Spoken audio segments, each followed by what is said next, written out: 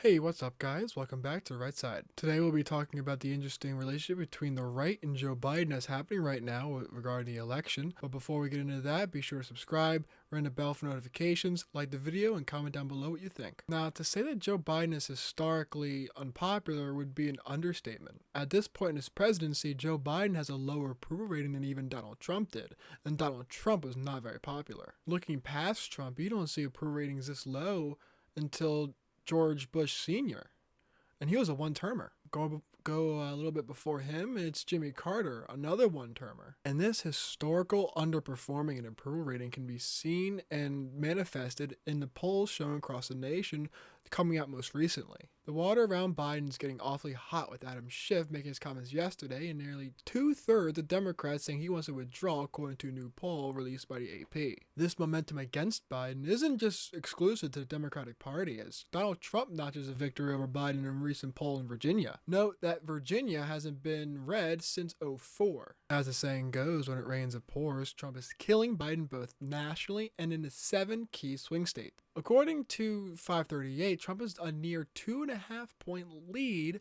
in the popular vote over Joe Biden at this current moment. That is massive. That is huge. And it's only getting wider. And according to The Economist, Trump has about a 3/4 chance to win electoral college. 3/4 chance. Now, the reason why I think it's important to make this video now is because I saw a lot of Republicans after the debate on June 27th making fun of Biden and urging him to drop out. But what they may not have realized is that they may have been digging their own grave. See, Joe Biden doesn't want to leave, obviously, and the person who really wants him to stay the most is probably Jill. The reason why I think this video is important is because I think a lot of Republicans made a big mistake after the debate on June 27th, calling Joe Biden to drop out, etc., etc. The key to victory in this election is to embarrass liberal voters so bad and destroying Joe Biden as a candidate that they feel so embarrassed to vote for him in the general election. This mistake would hurt Trump big time, as the unpopularity of Biden nationwide would only serve to help Trump. Another problem that Joe Biden gives the Democratic Party is the polarity he instills in the party, where the Israel-Hamas conflict is cracking the party in half. Here's the thing to remember. Left-wing voters would gladly die on the sword of their chosen issue. We saw this in 2016, where the Bernie bros either stayed home or even voted for Trump, costing Hillary likely the election. This would happen again this time around, where the Genocide Joe crowd would either sit home or vote for Trump. Republicans stand to gain very little from kicking Joe Biden out of the race. Luckily, switching out the ticket this late in the cycle proves to be very, very difficult. And likely, if Joe Biden were to step down, Kamala Harris would probably be his replacement. As in Georgia and other states, it's very difficult to change the ballot this far into the election. A lot of the key swing states have very strict election laws on who can get on the ballot. Just ask RFK, who is another big reason why Republicans should keep Joe Biden in the race. Now, it's no secret that RFK pulls more from Biden than he does from Trump. The prevalence of RFK on the ballot with Joe Biden stands to help Trump massively. As RFK will pull from Biden more than Trump, the RFK effect stands to help Trump in the boomer generation. RFK is going to appeal to the boomer generation massively, as a lot of them won't like Joe Biden, none of them like Donald Trump, and they will see the Kennedy last name on the ballot and go with Kennedy. However, if you switch out Joe Biden for Kamala Harris, someone who checks off woman, Asian, and black as the presidential nominee, boomers would be more likely to vote for Harris over Kennedy. While right now the polling favors Donald Trump, I wouldn't be surprised if after the DNC we see a dramatic shift in the polls, as the media and the polling establishment would quickly get behind whatever nominee the DNC selects to nominate. Right now, the Democrat and polling apparatus is trying to pinch out Joe Biden with bad polling. With Trump's nomination of J.D. Vance, I really expect Vance's appeal to the lower-class whites and hard-working Appalachia vote to really kick in with Pennsylvania, Michigan, Wisconsin, and Minnesota. Minnesota is very, very close in this election.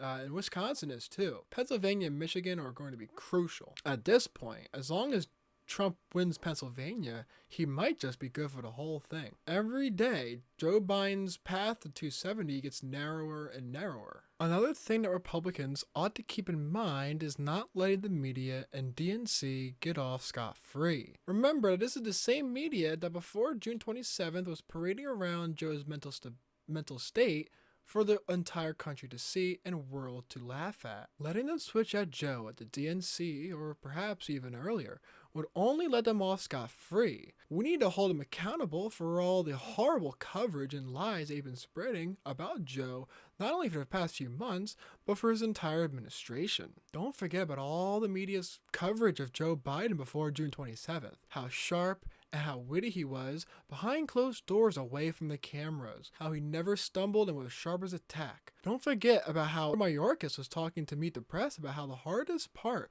about briefing Joe Biden is how detailed he was and how good questions he would ask about probing the different cabinet officials. Everything radically shifted after January 27th. Why? Why did we even have a presidential debate so early? Why did things change so radically after June 27th? Better question, why did we have a presidential debate so early in the first place? They were never usually this early. Usually they were done in September. Was it because the DNC wanted to expose Joe's mental capacity for the entire world to see and for the nation to see and to give them a warrant to unseat Joe Biden undemocratically in August when the Democratic primary voters couldn't have a voice? Or maybe it was the media who waited until January 27th and then after the debate when they couldn't lie to us anymore about Joe's mental state after he fumbled and completely self-destructed on live television, having to quickly pivot away from all their lies and real misinformation and disinformation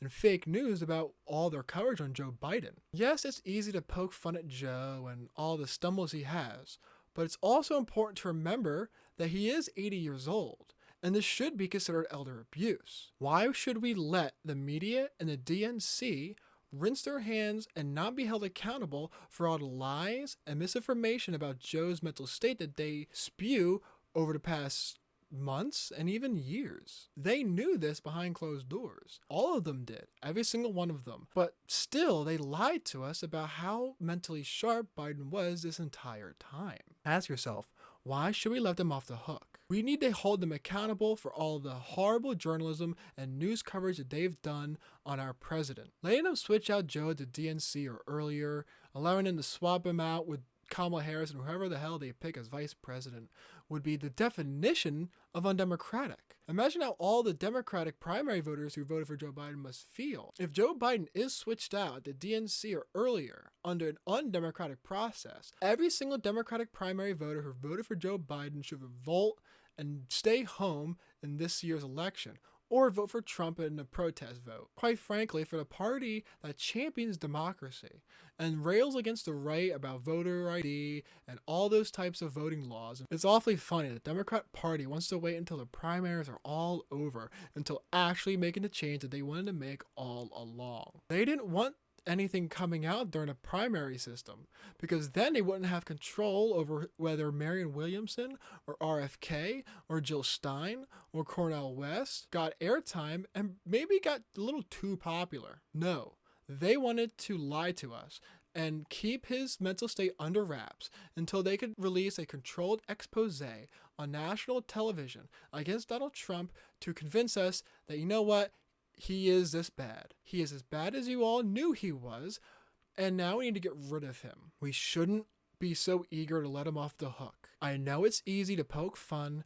and to dogpile on Biden, but Republicans need to stay sharp on this one. Don't get lost in the jokes and the memes you see online. Don't forget about what's going on right now. The media lied to us for years, knowingly, and we're about to just throw it all away. Republicans and all voters, quite frankly, need to hold the media and the DNC accountable for all the misdirection that they've been giving us over the past years. I hope you guys enjoyed the video. If you did, be sure to subscribe and ring the bell, hit the like button, and comment down below your thoughts. With that said, I'll see you guys next video.